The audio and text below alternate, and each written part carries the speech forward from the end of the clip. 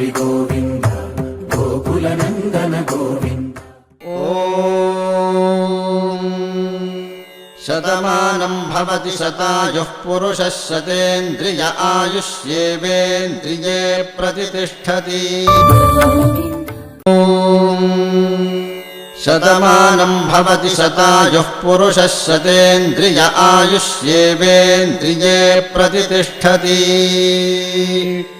शतमानं भवति शतमानकं शतमानं भवति शतायुः शतायुर्भवति शतमानकं शतमानं भवति शतायुः शतमानमिति शतमानं भवति शतायुः शतायुर्भवति शतायुः पुरुषः शतायुर्भवति शतायुः पुरुषः शतायुः पुरुषः शतायुः पुरुषः शतेन्द्रियः पुरुषः शतायुः पुरुषः शतेन्द्रियः शतायुरिति शतायुः पुरुषः शतेन्द्रियः पुरुषः शतेन्द्रिय आयुष्यायुषि शतेन्द्रियः पुरुषः शतेन्द्रिय आयुषि शतेन्द्रिय आयुष्यायुषि शतेन्द्रिय आयुष्येवैवायुषि शतेन्द्रिय आयुष्येव शतेन्द्रिय इति शत